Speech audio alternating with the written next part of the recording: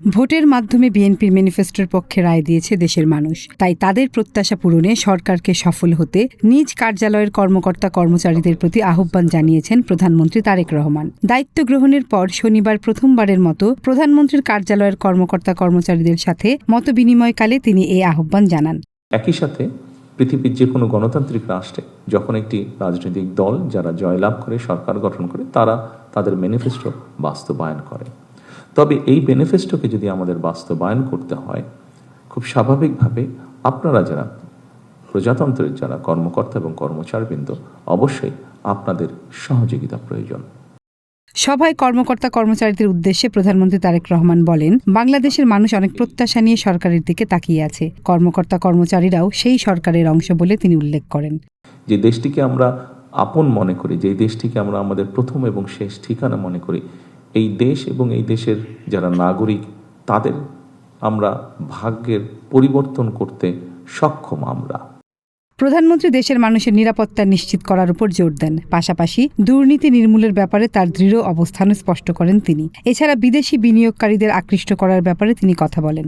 মানুষকে অবশ্যই safe feel করতে হবে, সেটি রাস্তাঘাটে হোক, সেটি তার অফিস আদালতে হোক, সেটি পথ চলায় হোক, সেটি তার ব্যবসা বাণিজ্য হোক, এমনকি সেটি পরিবার নিয়ে যখন সে ঘরে থাকবে সেখানেই হোক।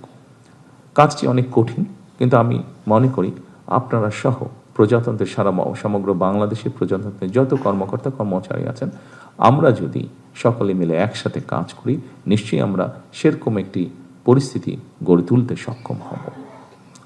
উপস্থিতিবৃন্দ, আরেকটি বিষয় আছে, যেই বিষয়টিকে আমরা অ্যাড্রেস করতে চাই। যেভাবেই হোক এই বিষয়টি আমাদের সকল ব্যবস্থাকে, সমাজের সকল ব্যবস্থা, রাষ্ট্রের সকল ব্যবস্থাকে অনেক পিছিয়ে দিয়েছে, অনেক ক্ষেত্রে ধ্বংসের দ্বার প্রান্তে নিয়ে গিয়েছে। সেটি হচ্ছে দুর্নীতি। একটি বিষয় আছে, যেই বিষয়টিকে আমাদেরকে অবশ্যই অ্যাড্রেস করতে হবে। প্রধানমন্ত্রী তারেক রহমান দেশ ও রাষ্ট্রের স্বার্থে গোপনীয়তার বিষয়গুলো মেনে চলার জন্য কর্মকর্তা কর্মচারীদের নির্দেশনা দেন। দেশের এবং রাষ্ট্রের স্বার্থে অবশ্যই অনেকগুলো কাজ আছে, যেটি দেশকে, দেশের রাষ্ট্রের স্বার্থে আমাদেরকে যেটি ফলো করতে হয়, সেটি হচ্ছে বিভিন্ন রাষ্ট্রীয় ব্যাপারে কিছু গোপনীয়তা থাকে।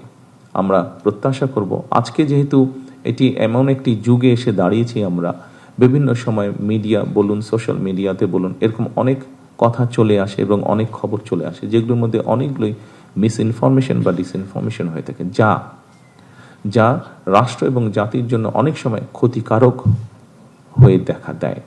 ইনিশিয়ালি মনে হতে পারে যে এটি বোধহয় খুব পপুলার একটি কথা, কিন্তু ইন দ্য লং রানে এই বিষয়টি ক্ষতিকারক হয়ে দাঁড়ায় দেশের জন্য, দেশের মানুষের জন্য তথা রাষ্ট্রের জন্য।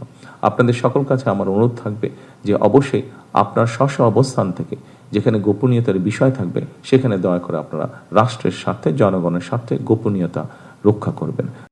সকালে তেজগাঁও প্রধানমন্ত্রীর কার্যালয়ের শাপলা হলে আয়োজিত এই মতবিনিময় সভায় প্রধানমন্ত্রীর উপদেষ্টা মির্জা আব্বাস উদ্দিন আহমেদ, মোহাম্মদ ইসমাইল জবিউল্লাহ, রাশেদ আল মাহমুদ তিতুমির, হুমায়ুন কবির, ব্রিগেডিয়ার জেনারেল অবসরপ্রাপ্ত শামসুল ইসলাম, ডাক্তার জাহেদুর রহমান ও মাহাদি আমিন উপস্থিত ছিলেন। মনস্বিতা বুলবুলি, দিনকাল ডিজিটাল।